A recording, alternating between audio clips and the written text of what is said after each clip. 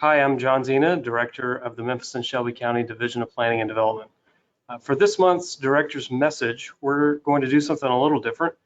I'm joined by one of our division's senior leaders, Ashley Cash, to talk about her department, their work, and a major initiative that they are leading coming up.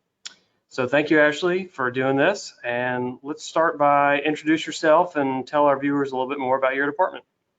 Sure. Well, first, thanks, John, for having me, and it's always excited to be the first interviewee for the division, so that's exciting. I am Ashley Cash. I'm a native Memphian. I'm from Memphis. I've had the honor of working for the city, leading the Comprehensive Planning Department, which is a department under the Division of Planning and Development, for about 4 years. Our first major task was completing the comprehensive plan, the first comprehensive plan for the city in almost 40 years, the Memphis 3.0 plan. And that was certainly excited. That plan was adopted in 2019. We are a small but mighty department. There are 6 staff members and 1 intern, 5 municipal planners, 1 project manager, and then plus 1 myself as administrator who gets to lead that effort. And that's essentially our staff. Some of our normal work, I guess I should say, outside of developing the comprehensive plan, which took up a lot of our time for about 2 years. We do small area planning, so similar to, but a little bit more specific than neighborhood planning, what people essentially think of as neighborhood planning. We look at different nodes in the area, different anchors, different special places to the community and to the city. We can look at corridors, and then we support other planning efforts across the city. Great. All right. So you mentioned Memphis 3.0 was adopted almost a year ago. You mentioned you're working on some small area plans. So tell our viewers a little bit more about some of the plans that we're working on now, some small area plans, system plans, things like that. Sure. So let me step back a second and talk very briefly about the Memphis 3.0 plan. We feel like that plan was monumental for the city, first of all, because it set the city in a strategic direction of growth. And so we said, how do we, as we go into our next century, take a hold of the growth and make sure that we're becoming the city that we want to be. We're supporting our residents, but also making it a place for visitors and new residents to come, for employment opportunities, etc. And so that's where we developed the Memphis 3.0 plan. It's the comprehensive plan, was adopted by our Land Use Control Board and our City Council. That plan involved about 15,000 folks, so we see that as a major win and victory. The other win and victory outside of the number of people is really just the community organizations, the other government agencies, the other divisions that consistently rely on and refer to the comprehensive plan. So it lives on beyond its adoption, and so that's really neat. One key as I kind of transition into small area planning is the vision. So what did the community say? What's the main thing that the city wants to see as we grow forward? And really that's, we want to see ourselves build up and not out. So we want to build on the existing strengths of the community. So we want to build on our core that we have, our downtown, our core, also build on and support our neighborhood centers as opposed to the continuous sprawl that we've seen over the past decades as our city has developed. And so we've got that broad vision to build up and not out, anchoring our city on growth of the core neighborhoods and being a city of connectivity and opportunity for all. But how do we really get there? And so the plan has many, many actions to get us there. We have 3 plan elements: land, connectivity, and opportunity, and they're just what they sound like. How do we improve among those 3 things? But really the goal with small area planning is taking those big ideas, those broad guiding actions, and seeing how we can implement them on a smaller scale. And so to date, we've completed about 3 small area plans. We've completed, our first 2 were in Raleigh and Whitehaven. So in the Raleigh area, we work with a community there. We work with the Raleigh CDC there, and also the community, some churches and some business owners, to really look at the area that Memphians know as what was formerly the Raleigh Springs Mall, which is now the town center. to look at that area and see how to encourage redevelopment into that area as we move forward with development, how to promote a walkable community, a more urban environment in that area while still respecting the character that's existing, and really looking at how to support the commercial kind of up and down that stretch of Austin Peay. So we've done that work. We've done some similar work in the Whitehaven area, looking at the area along Elvis Presley and Rains Boulevard. There are two really suburban scale shopping centers that are kind of right across the street from each other. One has some available or some land that is a development opportunity. And so what we did there was work with the community, the property owners, and other stakeholders, really to just think about what are some ways to reactivate this land and space and better connect it to the rest of the community and the area. And then last, I'll talk really briefly about the North Poplar study. There are a lot of agencies, anchor institutions, the medical district, the Memphis Medical District Collaborative is there, several other agencies working in that area, the Downtown Memphis Commission, our division, our engineering division.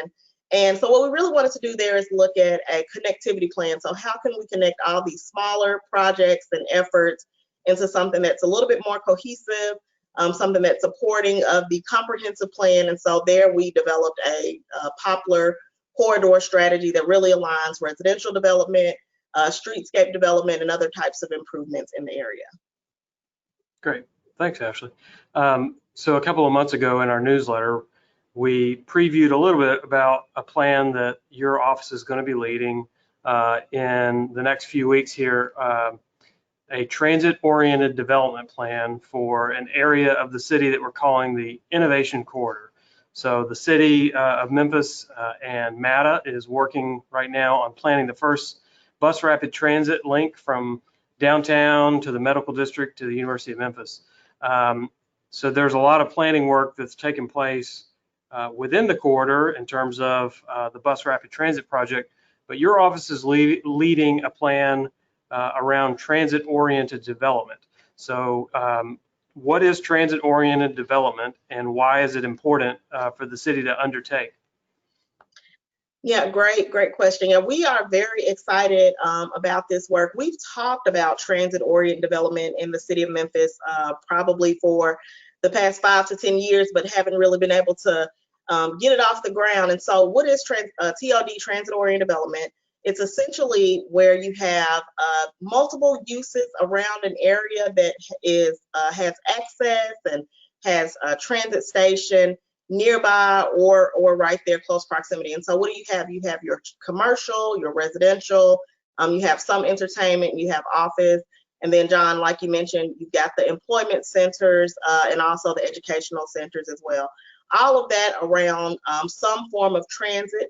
When you have all of those uses congregated in a place, you get density. You get density beyond just people who are at the space from 8 to 5 to go to work, or people who come in for their either 5:30 to 8:30 classes, whatever classes they are. You have people that are there all day, And so essentially what that gets you is density that can support the transit there. And so you can increase your ridership like we've been talking about with the transit vision for the past year and a half. And so we're really excited that the city has made this huge commitment into bus rapid transit. It'll be our first bus rapid transit, BRT, in the city of Memphis. And so that's frequent transit every 15, 20 minutes or less coming up and down, and it'll go from downtown along Union, then to Poplar, all the way out to University of Memphis, connecting 3 major employment centers. And so one thing that we heard in our comprehensive planning work is that people don't have access to jobs, and then where the transit currently goes is not necessarily where the employment centers are. And so now we'll be connecting 3 employment centers downtown, medical district, and the university area. We'll be connecting multiple educational centers, so the University of Memphis, Southwest College, and not too far from the other colleges that are kind of in between the downtown and midtown area. And so we're just really excited to support that BRT work, bus rapid transit work, to think about the development along these transit stops or along this route that can support the density that's needed. It's a cycle. So have the development to increase the density to support the transit and just kind of keep going from there. And it'll be such a catalytic project too, just to get the design quality of development that I think you know we've wanted to see for years along, especially a street like Union Avenue, but you know connect that into all the great things that are happening in our downtown and in our medical district as well. So you know one of the things we always try to talk about is how transit needs density to succeed, but density also relies on transit as well as multiple modes of transportation to succeed. So this is going to be a great project. We're really glad that your team is leading it for our division. So tell our viewers a little bit when is that plan kicking off, and what will be opportunities for the public to get involved? Yes, so that plan is, so right now it's late October. That plan should be kicking off probably towards the middle to end of November. So before 2020 ends, we'll kick off, and we'll probably kick off softly. So with information to educate people and inform people about, number one, the bus rapid transit, to inform them about transit-oriented development, why we think it's important and what's upcoming. And then over the next couple of months, the early parts of 2021 into the spring, we'll have more engagement opportunities for people to really think about design that they want to see along that corridor. So how do we create places that are unique and support the unique neighborhoods that exist along Poplar, exist along Union, but create some kind of cohesive design so that you know that you're in a special place that's connected.